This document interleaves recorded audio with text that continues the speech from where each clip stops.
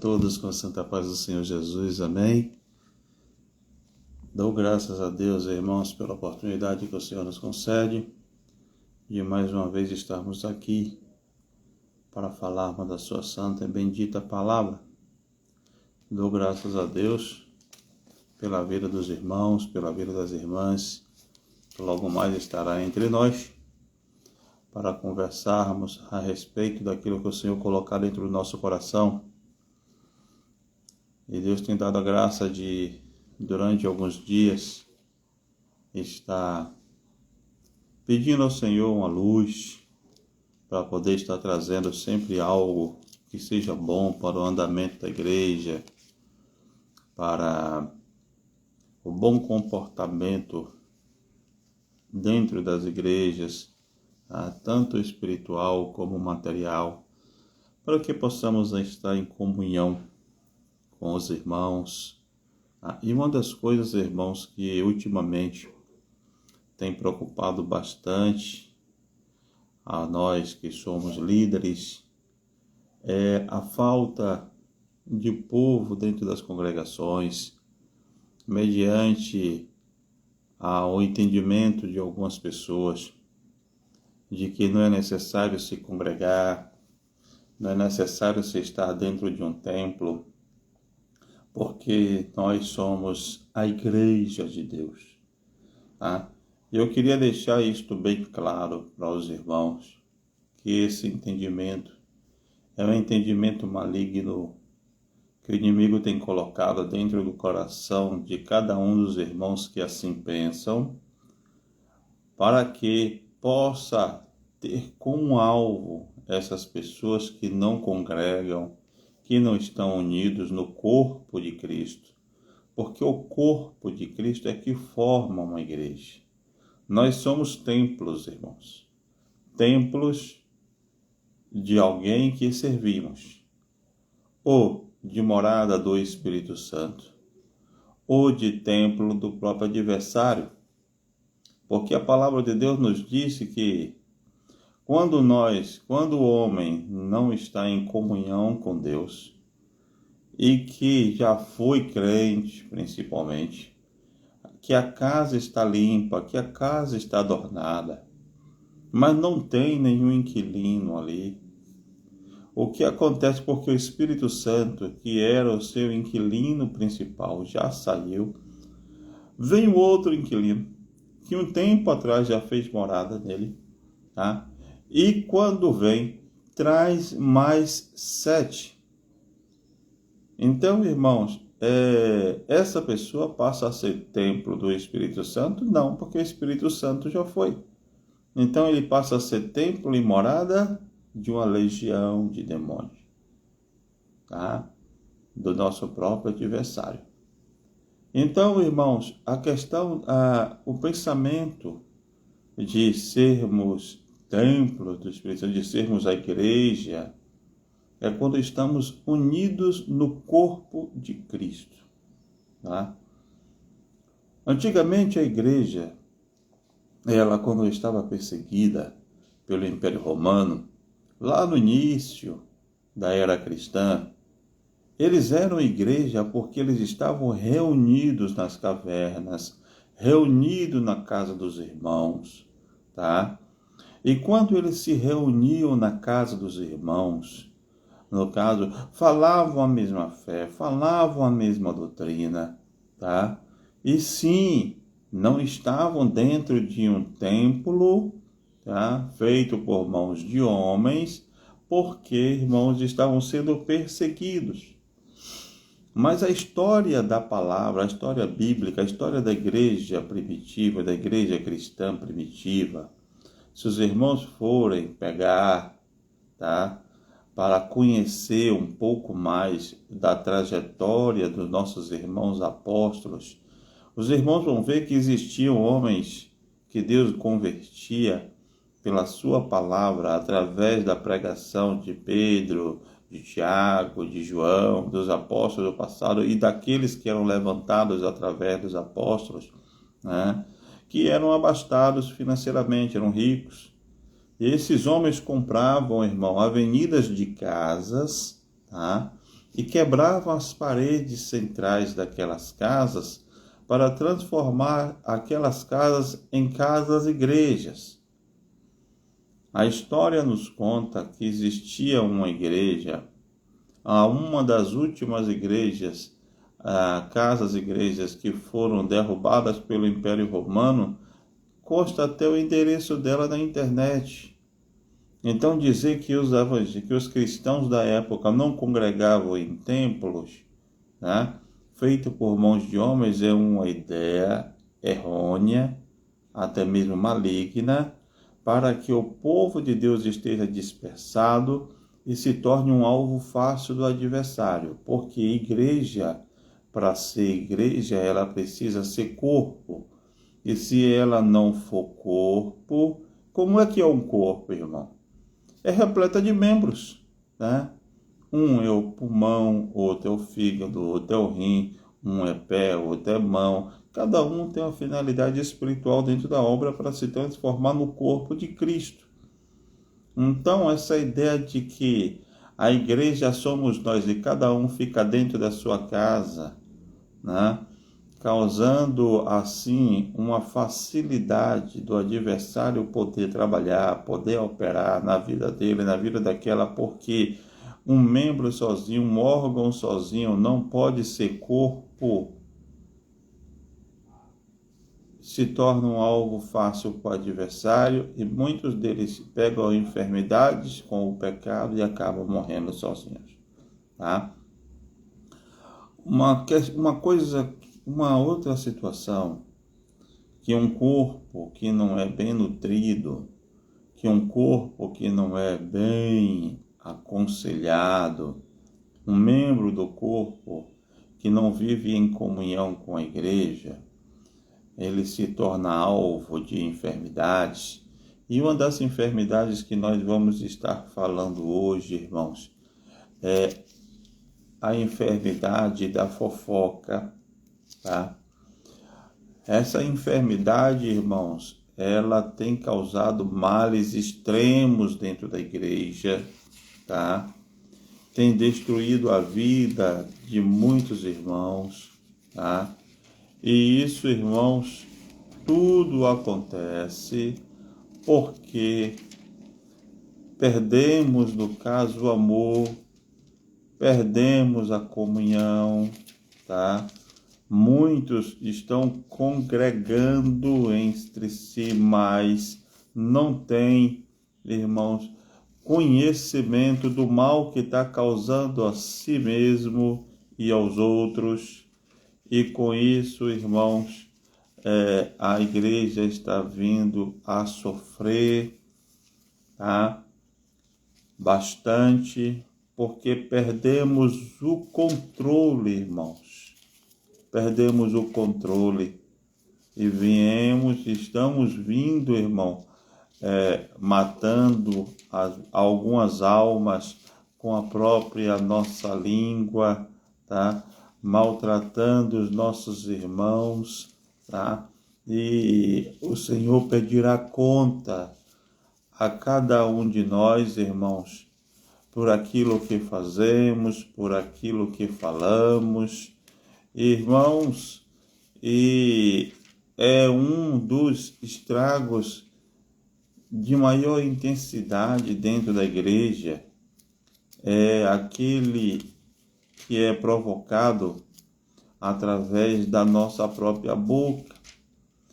Por esses dias falamos a respeito do poder da língua, né? Que com ela abençoamos, com ela maldizemos, tá?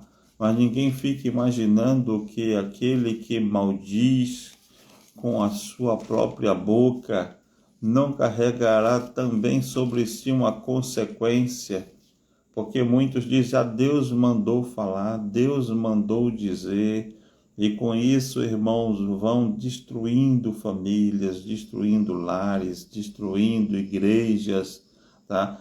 Por estarem de forma errônea usando o dom de Deus. A palavra de Deus nos disse que o dom da profecia é maior do que o dom de línguas. Porque o dom de línguas, ele edifica a si próprio. Vamos pegar a palavra, vamos abrir nossa Bíblia no livro de 1 aos Coríntios, salvo engano, capítulo 12.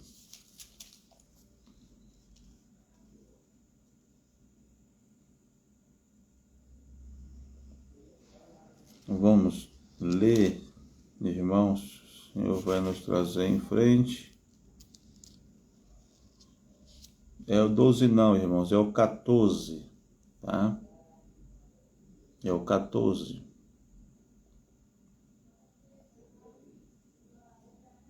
Primeiro aos Coríntios, capítulo 14.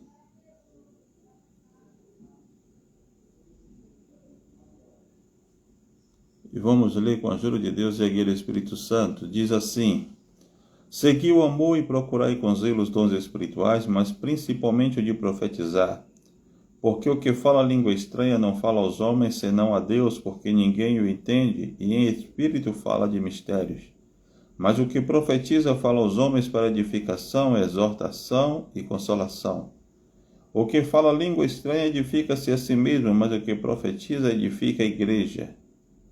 E eu quero que todos vós faleis línguas estranhas, mas muito mais que profetizeis, porque o que profetiza é maior do que o que fala língua estranha, a não ser que também interprete para que a igreja receba edificação. Amém? Quando ele fala que é maior do que o dom de línguas, o dom da profecia, não é desmerecendo quem tem o dom de línguas, não. É porque o que tem o dom de línguas, ele em mistério, ele conversa somente com Deus, tá? Quando é o dom de língua dos anjos, porque muita gente diz assim, mas o línguas só existe línguas de profecia, línguas de evangelização, que é a língua humana, o inglês, o francês, o alemão, o italiano, o português, se tivermos em outra nação, tá? Mas não é assim, porque senão no versículo 1 do capítulo 3 não seria escrito dessa forma. Ainda que eu falasse a língua dos homens e a dos anjos. Então isso significa que a língua dos anjos é uma língua diferente da língua dos homens. A língua que foi falada no livro de Atos, capítulo 2, não tem nada a ver com a língua dos anjos, porque a língua dos anjos em mistério você fala com Deus. E se você estivesse falando uma língua humana, no caso, apesar de, além de se aprender no banco de um curso, você também pode ter alguém que fale aquela língua que esteja do seu lado e ele possa entender. Mas quando você fala em língua dos anjos, em mistério você conversa com Deus. Mas o dom da profecia é um dom diferenciado, porque o dom da profecia, ele não edifica a si próprio, ele edifica uma igreja. Então o pastor, quando ele está pregando lá na frente, a palavra, ele está usando da palavra profética, quando ele não é um teólogo renomado, aonde ele usa somente a teologia, o conhecimento vasto daquilo que ele aprendeu em um curso teológico, mas deixa Deus usá-la e lá na frente ele começa a falar de algo que ele não conhece, isso é a profecia da palavra. E a profecia da palavra edifica, tá? Porque a profecia é para a edificação não somente dele, mas da igreja. Quando estamos em uma visita, quando estamos em um lugar que Deus toma a boca de alguém para falar a respeito da sua vida, da minha vida, coisas que muitas vezes eu nem bati os lábios, mas que Deus conhece, porque Ele sabe do nosso coração, sabe daquilo que vamos orar mesmo antes de falarmos. E aquilo realmente é verdadeiro, é o dom da profecia, é Deus usando alguém para falar conosco. Mas sabendo, porém, irmãos, que o dom da profecia é para edificação. E não existe edificação quando você desnuda seu irmão, quando você escandaliza com a vida do seu irmão, quando você expõe a fraqueza do seu irmão. isso não causa edificação, porque o Espírito Santo, ele não tem o hábito de envergonhar ninguém. Então, irmãos, hoje em dia vemos pessoas que dizem, Deus mandou falar, e com isso tem destruindo lares, vem destruindo famílias, igrejas, lares, através da nossa própria boca, da sua própria boca. Quando ele é ensinado a abençoar e não a maldizer, como está escrito aqui no capítulo 3 do livro de Tiago, da carta do apóstolo Tiago, que diz assim, versículo 7 em diante, diz assim, porque toda a natureza, tanto de bestas feras como de aves, tanto de répteis como de animais do mar, se amansa e foi domada pela natureza humana, mas nenhum homem pode domar a língua. É um mal que não se pode refrear, está cheia de peçonha mortal. Com ela bendizemos a Deus e Pai, e com ela amaldiçoamos os homens feitos à semelhança de Deus. De uma mesma boca procede benção e maldição. Meus irmãos, não convém que isto se faça assim. Quando o apóstolo Tiago está falando de homens, ele está falando de homens que não conhecem a palavra. Homens que usam a boca detupardamente para causar males. Mas quando ele chega no versículo 10, na parte B do versículo, ele diz, meus irmãos, não convém que isto se faça assim. Ele está dizendo para você que os homens, eles agem de forma errada, mas você que serve a Deus tem de aprender a refrear a língua. Tem de aprender a falar somente aquilo que Deus realmente te mandou falar. Não ficar usando do poder da palavra, do testemunho, do ser cristão, para poder ficar falando coisas que não convém, ainda colocar o nome de Deus na frente, como Deus me mostrou, Deus mandou falar, Deus mandou dizer, sabendo que aquilo pode causar um mal enorme na vida do seu irmão, na vida da sua irmã, mas você não está nem aí para o que vai acontecer. Fica sabendo de uma coisa, que se você espanca seu irmão, se você agride seu irmão verbalmente, se você acusa seu irmão, se você desnuda seu irmão, se você envergonha seu irmão, e não foi Deus que mandou, e ele entristecer-se, parar de congregar por causa daquilo que saiu da tua boca, e o diabo tragar a alma dele lá na frente, se ele for para o inferno, você também vai. Irmãos, devemos tomar muito cuidado. Hoje temos igrejas vazias por causa desse comportamento profano. Famílias que pararam de congregar, profecias, irmãos, erradas. Uma das coisas que eu aconselharia aos irmãos a tomarem muito cuidado é em visitas a gestantes, aonde querem adivinhar o sexo da criança. Se Deus não mostrou, não mandou, não mostrou, se a tenha na sua insignificância, humanamente falando, fique quieto, fique calado. Deus me mostrou que é menino, nasce menina. Deus me mostrou que é menina, nasce menino. Deus me mostrou que vai ser um vaso, o feto morre. E aí, irmãos? Como é que fica essa mãe? Como é que se fica esse pai? Como é que fica essa família? Se aquilo que, conforme você falou, que Deus te mostrou, não acontecer. Eu passei por isso recentemente.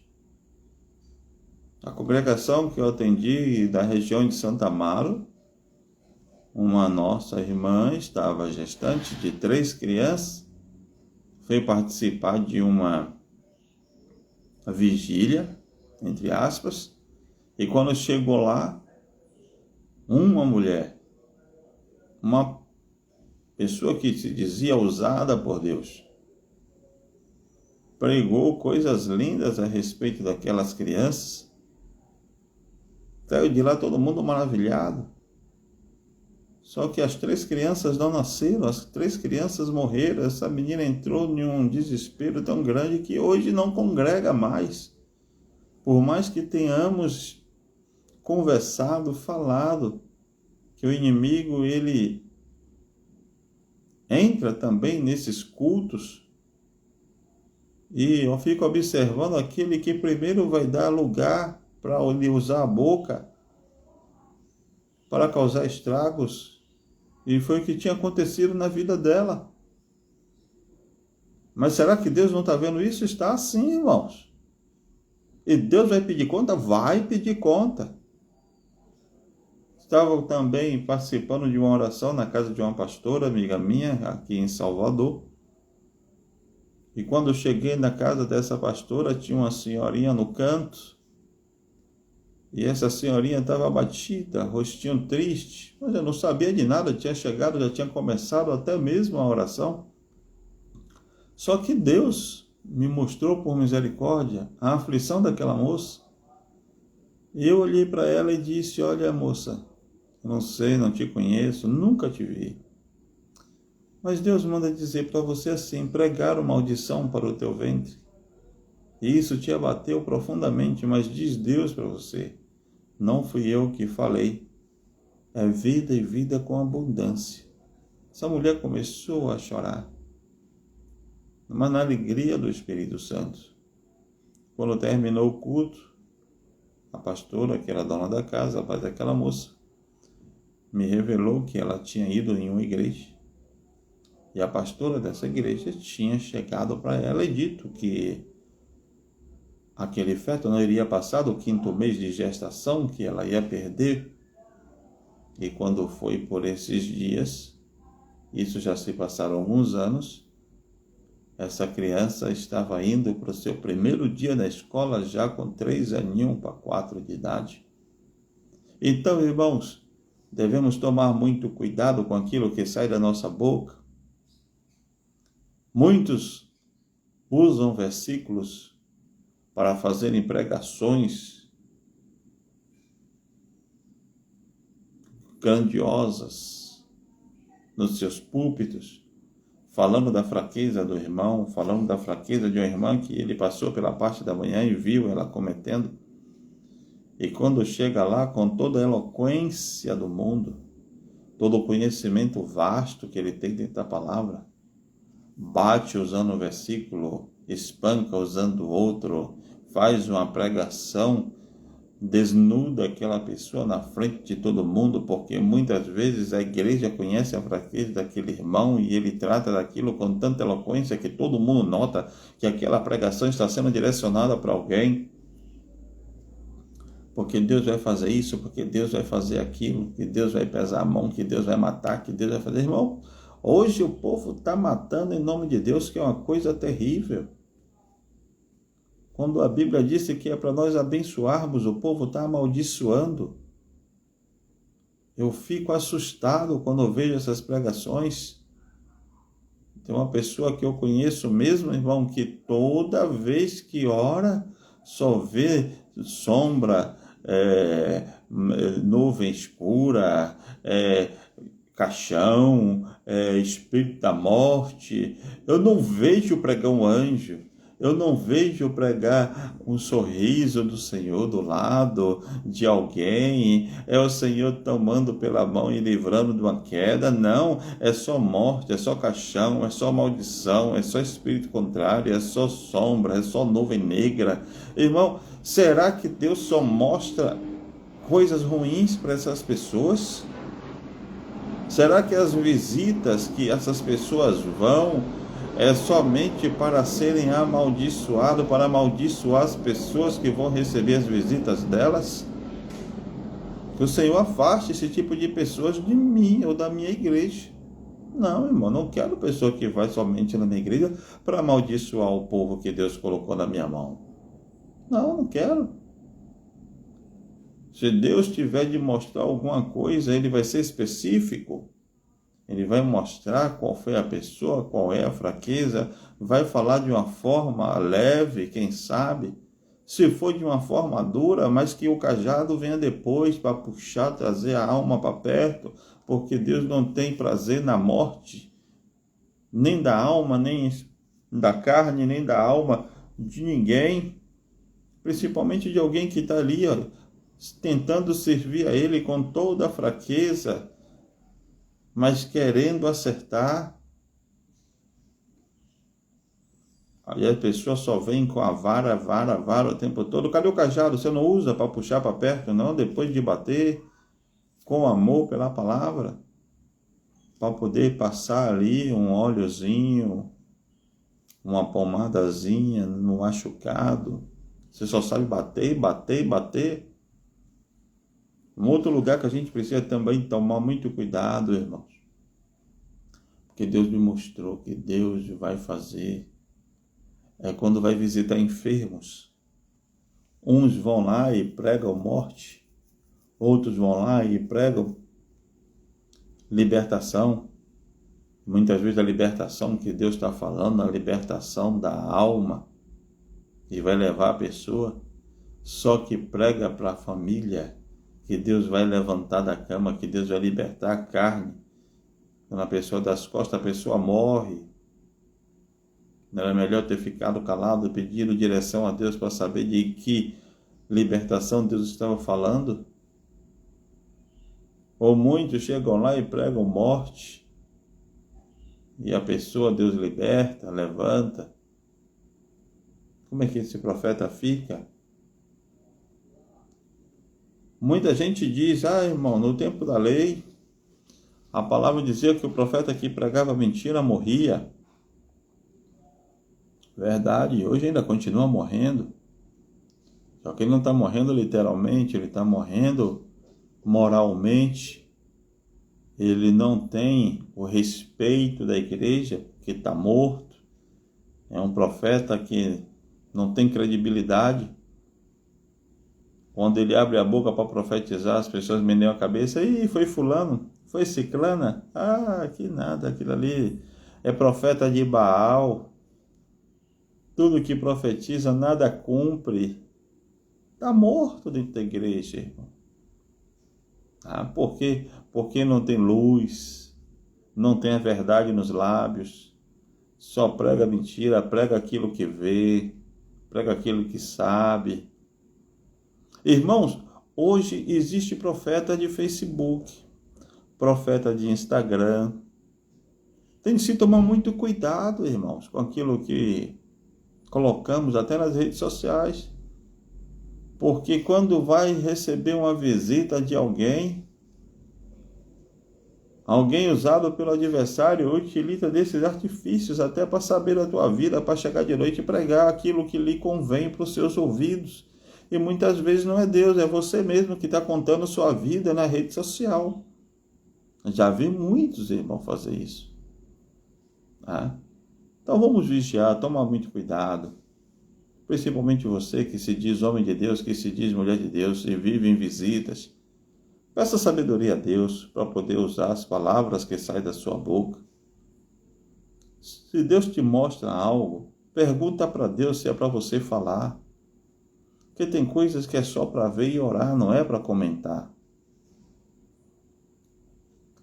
Eu estava ensinando para a minha igreja, quando eu falo minha, aquele povo que Deus colocou na minha mão, e também na igreja que eu dou estudo às terças-feiras, na igreja batista do pastor André, da missionária Ana, que a gente precisa tomar muito cuidado, irmãos, com aquilo que sai da nossa boca, porque nós vamos prestar conta de tudo o que falamos e fazemos, porque somos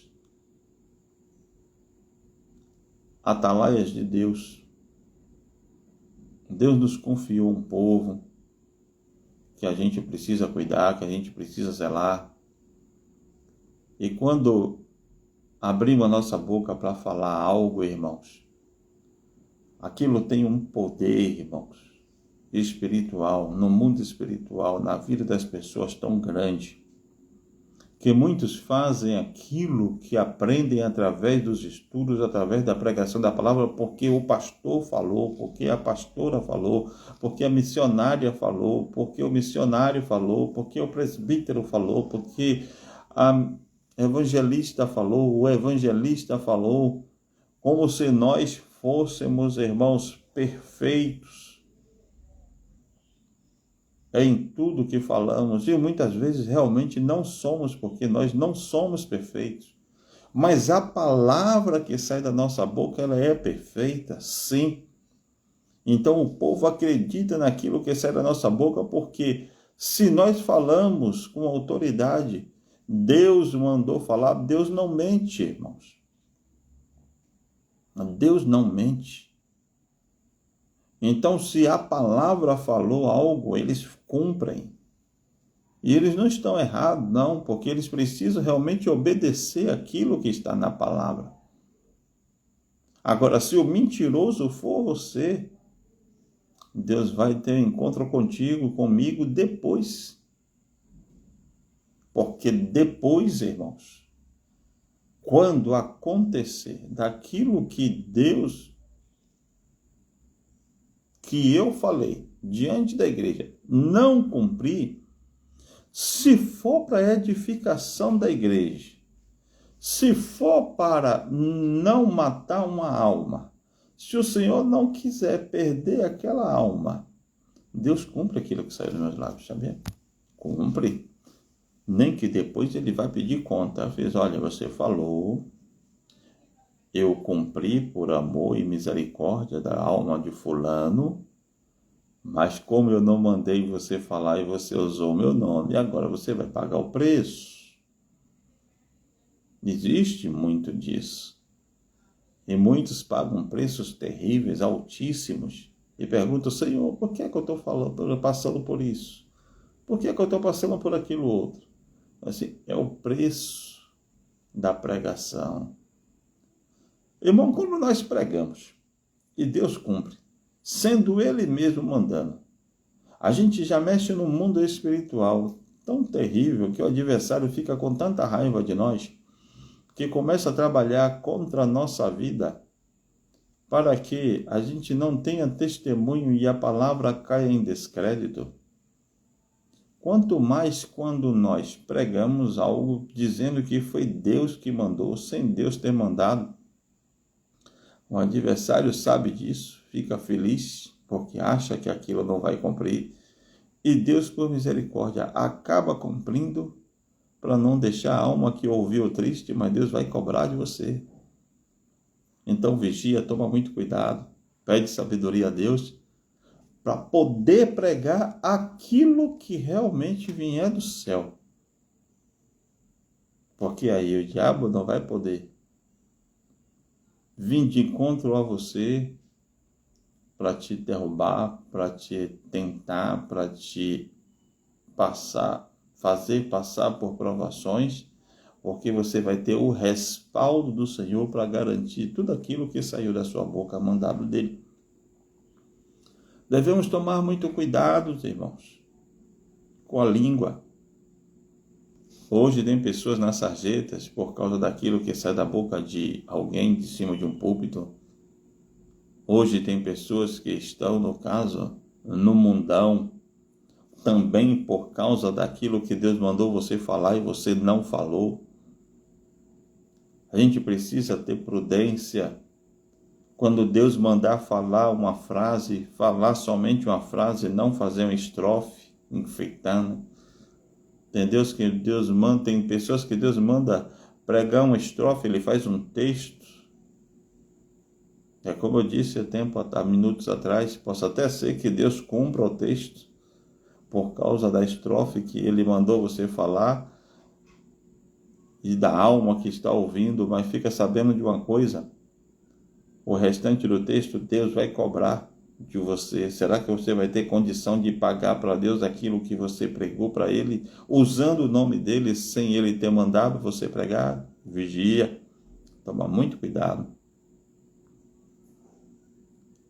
Precisamos ser mais amorosos, irmãos. Tem muita gente que vive pregando assim, ó, comigo é assim, a palavra é dura. Se não aguentar aqui, Deus coloca outro no lugar. Não é assim que funciona. Ou você nunca leu a passagem das 100 ovelhas? Que o Senhor deixou 99 e foi atrás daquela uma que estava dispersada, que tinha se afastado do rebanho, que parou por algum cansaço ou algum machucado, não conseguiu acompanhar o grupo. Deus deixou 99 e foi atrás dela só. Que negócio é esse de que Deus coloca outro no lugar? Deus, o seu lugar você já perdeu. Não deu valor, Deus deixou para trás. Não é assim que funciona. Nenhuma passagem da Bíblia fala sobre essa falta de amor. Tem um filho pródigo, que o Senhor mata o melhor bezerro cevado ali, para receber seu filho de volta. A dracma perdida.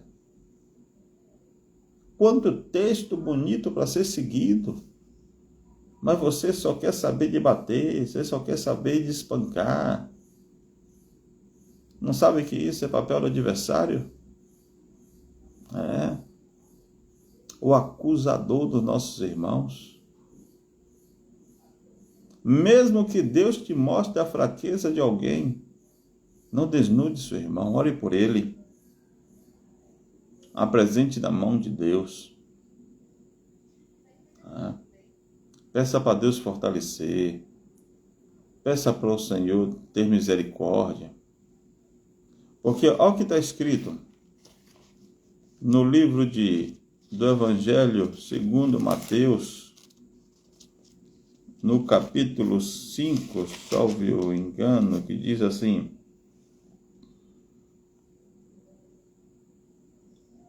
no versículo 7 diz assim: bem-aventurados os misericordiosos, porque eles alcançarão misericórdia. Que coisa linda, né? Se você tiver misericórdia de alguém, no dia que você precisar de misericórdia, você vai alcançar misericórdia. Agora, você já imaginou, irmãos,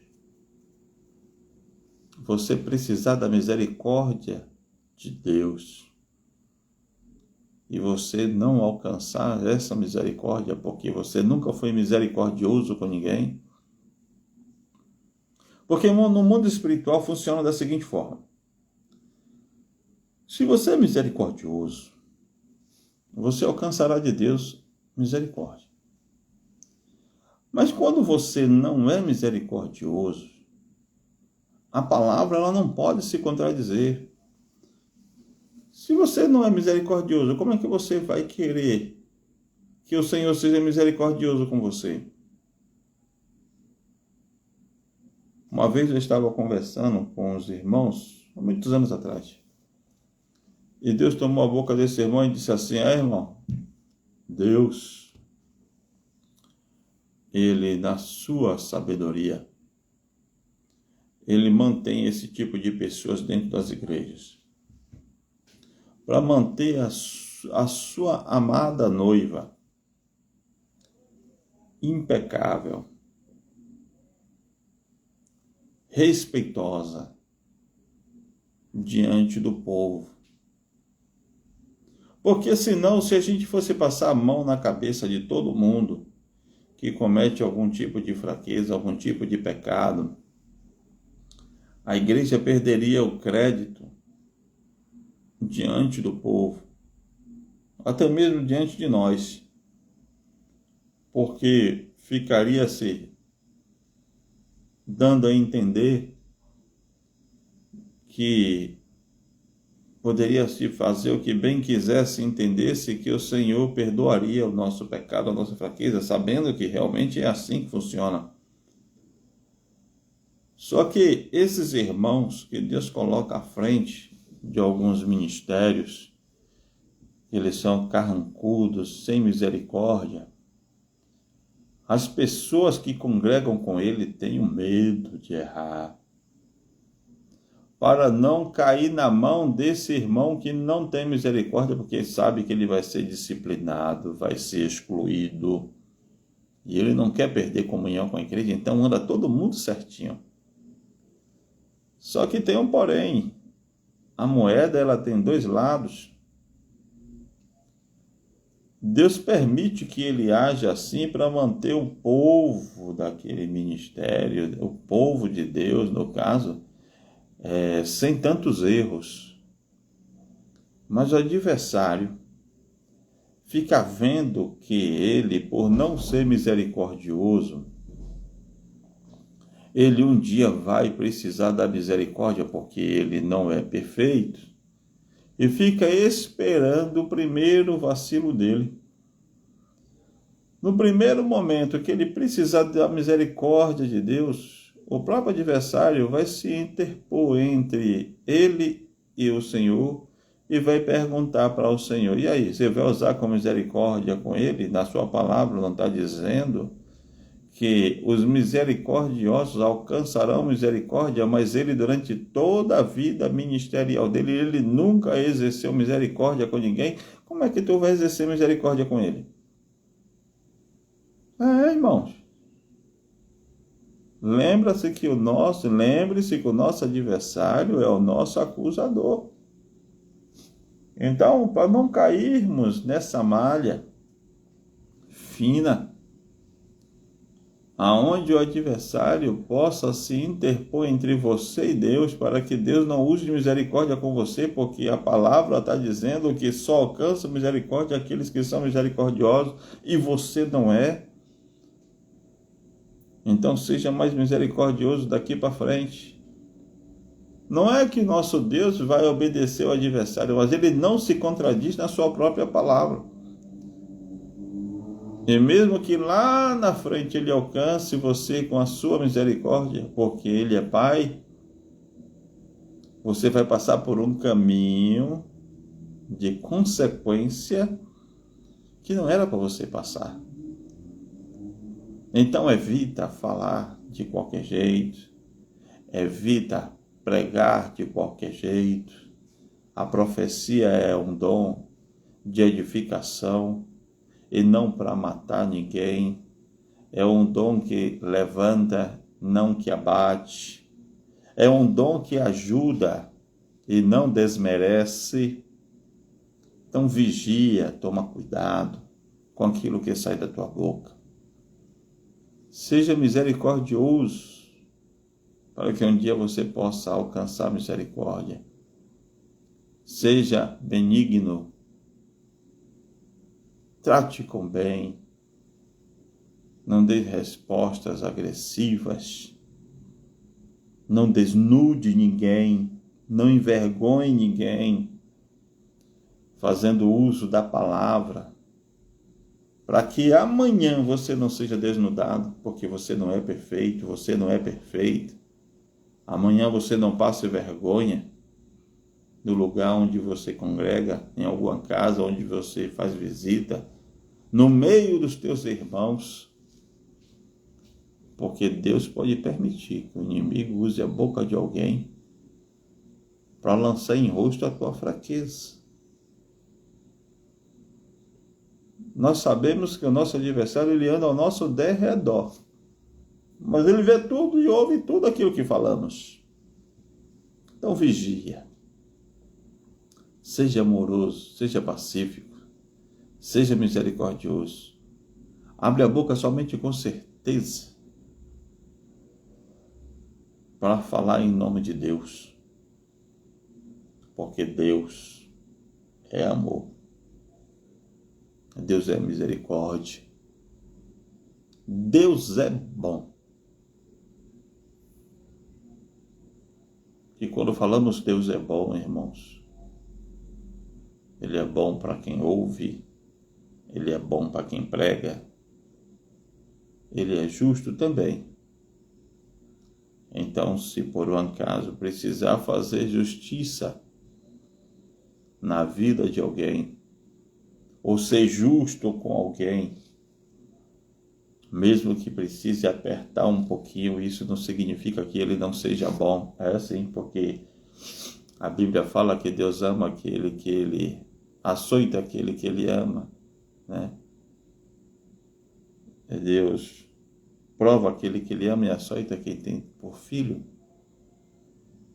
Então, se Deus de vez em quando lhe apertar um pouquinho, é para que você não fique caindo nesse mesmo erro o tempo inteiro e se corrija, tá?